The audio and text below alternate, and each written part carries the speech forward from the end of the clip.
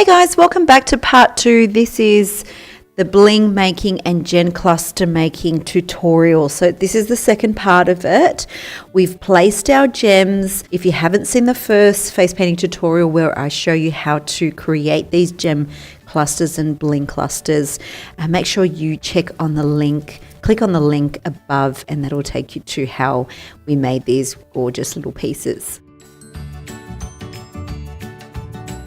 So they've just been drying overnight. They're completely dry, and what I'm going to do now is I'm just going to pull them away. This plastic sheet is quite thin, so it's actually quite easy to lift them up off the plastic sheet from below. But what you're going to find is that when you pull them up, there we go, there's one pulled off, you're going to find that there's a bit of residue right there down the bottom.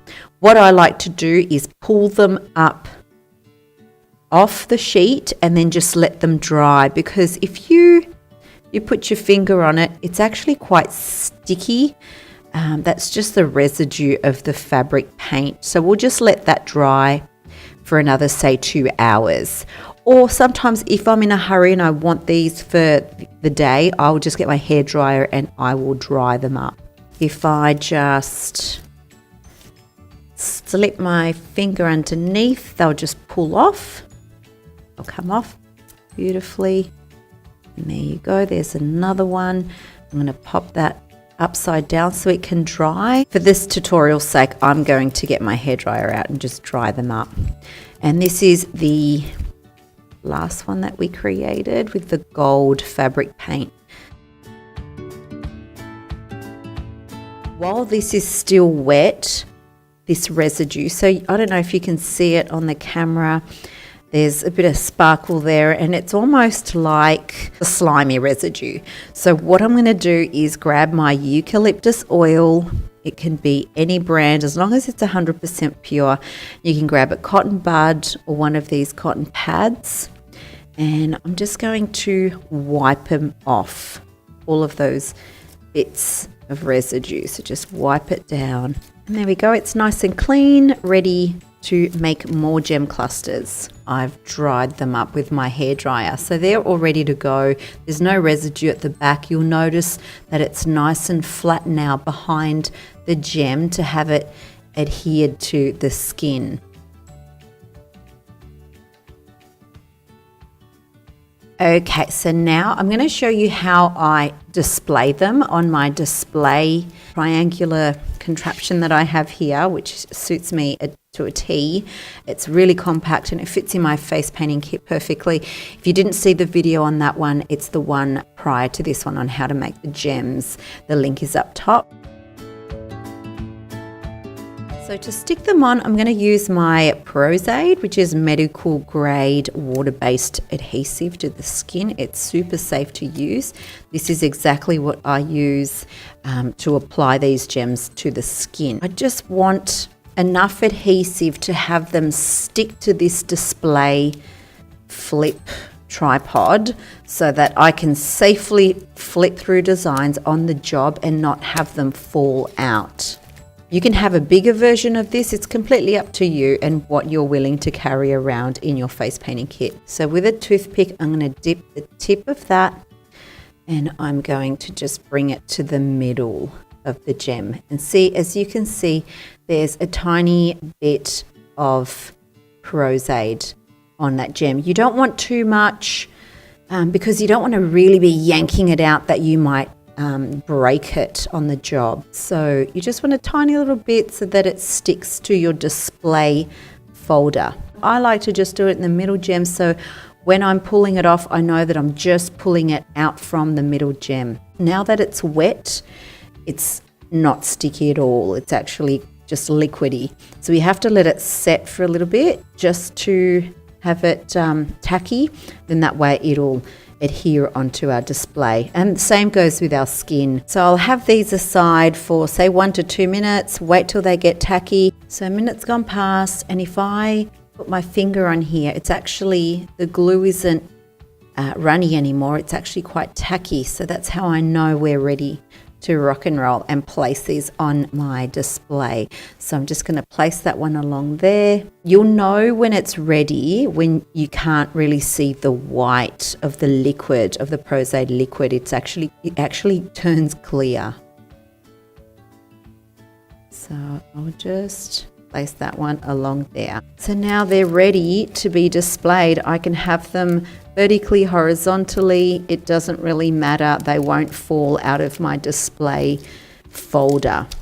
As I mentioned before, it's kind of really good to have these sheets above them just so that they're not rubbing into each other, and just protects them from being damaged. Now for glue on applying skin, I use just the ordinary Tag Pros-Aid. It's really handy and you're not having to mess around with a big bottle on the job that could spill everywhere. So this is just the Tag Pros-Aid that comes with a cool little applicator like that.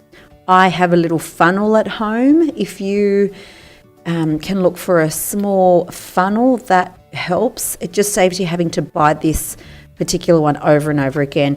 And what I do is I pour the Pros-Aid from this bottle onto this applicator, and then that way it's good to go again and it's nicely refilled. So they're both exactly the same. Pros-Aid is Pros-Aid. They're both medical grade and they're super safe to use on the skin. If you have a client or child at a party that is allergic to latex, I believe this Meron adhesive, it's a gem adhesive that they make that is latex free. So make sure you have one of these in your kit. So on the job, what you would normally do when you're taking these out, if you notice, I've just easily lifted that off and I can easily put that back on, but I normally won't be putting it back on because normally if I'm taking it out of my display, I'm plopping it back onto the child's face.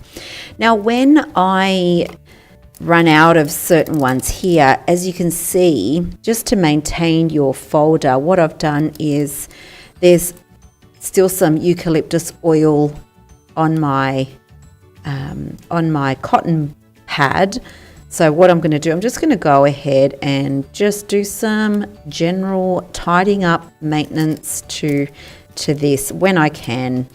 I don't do it too often. I probably should, but when I run out of gems and I've got a whole vacant square here, I'll just go around and wipe the whole thing with eucalyptus oil. It absolutely helps getting rid of any of that residue of Pros-Aid that you may have on there and just prevents it from being sticky. And there you have it, guys, everything you absolutely need to know about making gem clusters or bling for face painting.